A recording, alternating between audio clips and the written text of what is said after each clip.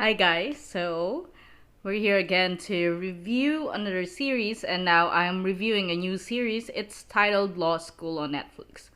When I saw it replace Sisyphus the Myth, I didn't really pay heed to it.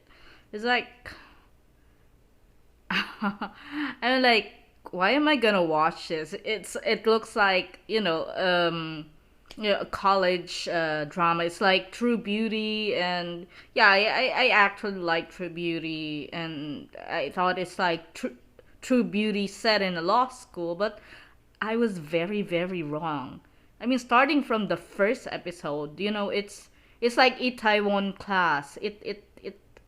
Ah, it actually tricks you into thinking this is some good natured, just happy flowers and everything, and books and whatever, and academics type of drama, but it's not. You see, that's the thing I find about Korean dramas.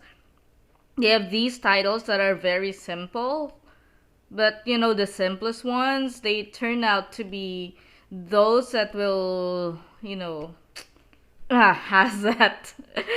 I can't find a word for it, but it has that special something. I mean, it will get you when you least expect it, and it's not very different from this one. I mean, hello, at the end of the first episode, yeah, well, it's actually, I think, in the synopsis, so it's not really spoilers. Someone gets murdered. Like, what?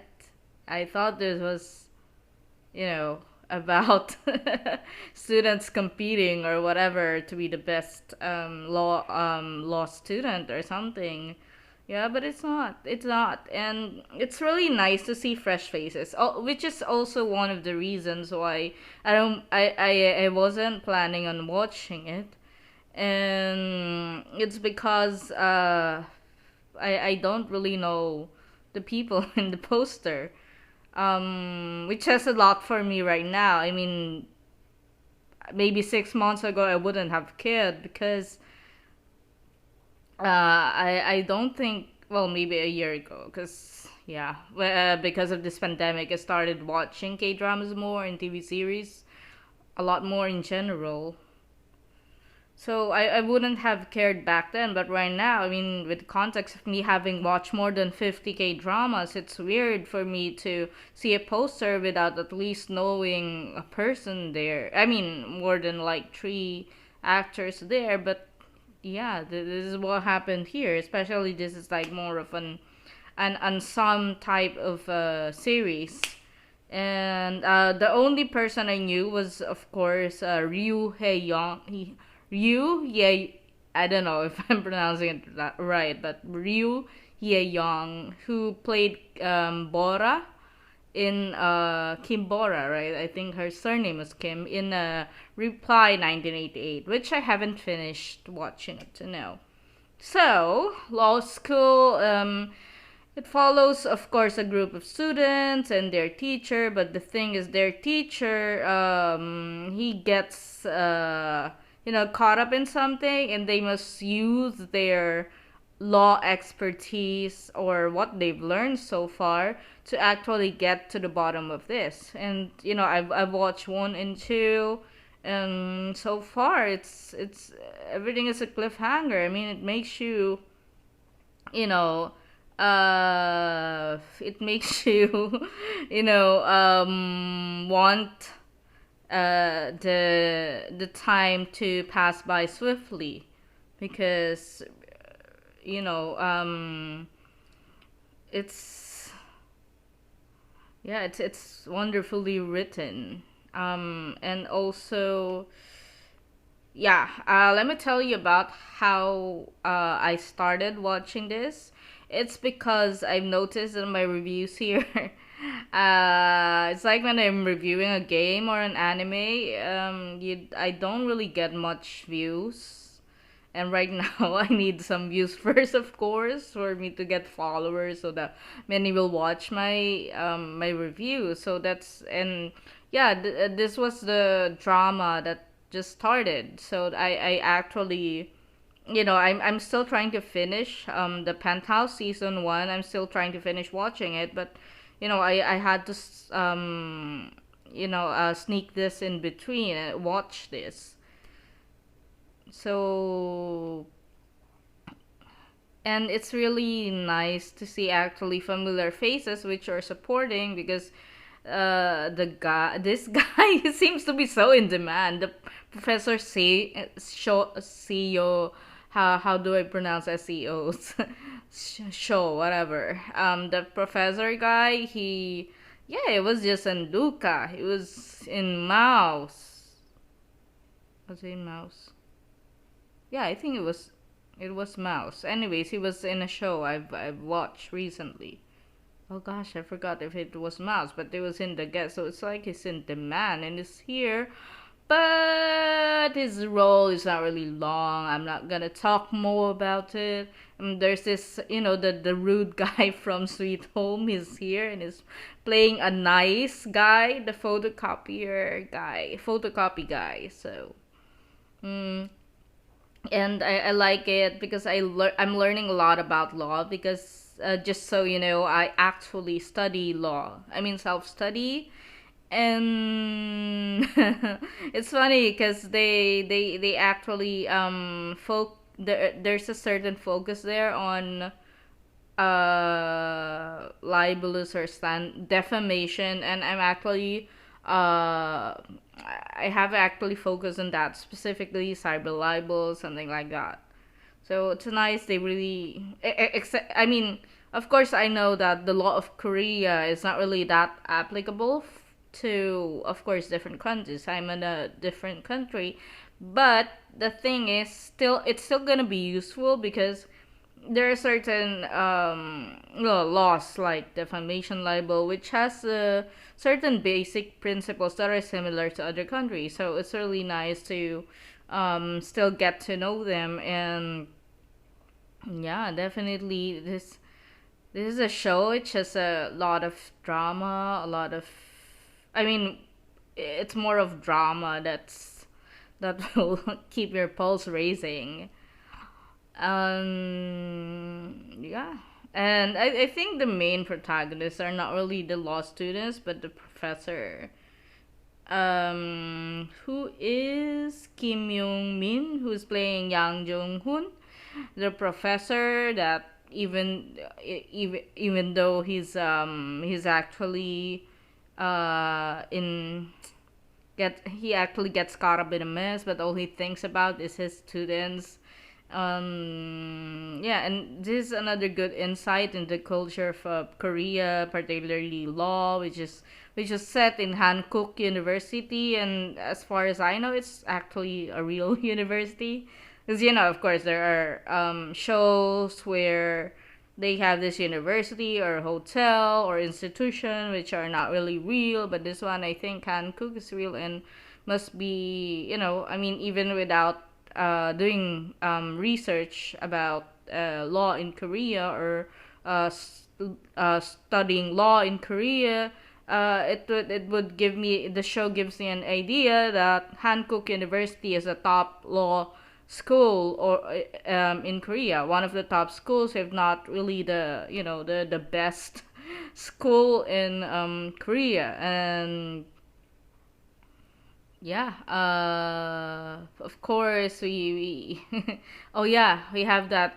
Interestingly, The Good Detective has a lot of court scenes, right? And the guy there who played one of the bad guys is also a bad guy here, but the difference is, unlike there, where he's just a thug who kind of murders someone and does the little dirty deeds henchmen do. He actually plays a convicted molester here who's just been set free. um of course, he plays an integral part in the story. So yeah, it's interesting to know how things will turn out for him. And yeah, since we're already like in the 9 minute mark in this recording, I guess I could talk about some spoilers. Yay! So, there's so many questions here. Like, of course, who actually killed the professor, and we see in the preview for which is of course the episode 3 is gonna be tonight, right? Tonight. Ah, wait. What day is it today? Yeah, I think it's almost. Anyway, yeah, it is Wednesday, right? It's already Wednesday. Anyway, so we see that I forgot the name. We see that Han Junwi actually murdered Professor Seo, or it's what it seems because he pushed them downstairs. But of course, we know that this is a Korean show and nothing is what it seems. Because if you watch something like Flower of Evil or Mouse, oh my god, these Korean writers and directors, they toy with people. So I think they're toying with us again because hello, why would you put a lead actor who's gonna be like, jailed after 2 episodes? I don't think so. I think he pushed them downstairs, which means, well, if you're gonna have the law applied, he would be guilty for assault, but not really for murder. If Because I don't really think he murdered his uncle. But of course, there's a new motive because towards the end of the episode, we're shown the uncle of Junwi. I mean the aunt of Junwi wants him to sign an agreement wherein he needs to actually forego, or I forgot the correct term, but he actually needs to say that he doesn't want the inheritance anymore because his uncle Seo, he he left Junwi an inheritance, and it seems to be his favorite nephew because hello again, their relationship was of course they was almost completely destroyed because Junwi was his impression of his uncle changed because his uncle, a prosecutor, he accepted a bribe. So yeah, and of course there's another motive for Junwi, and it is aside from the inheritance, it is of course having known that his uncle actually ran over a kid and connived with the child molester, just so because the child molester is a witness, right? Just so he wouldn't have to pay for his crime of hit and run.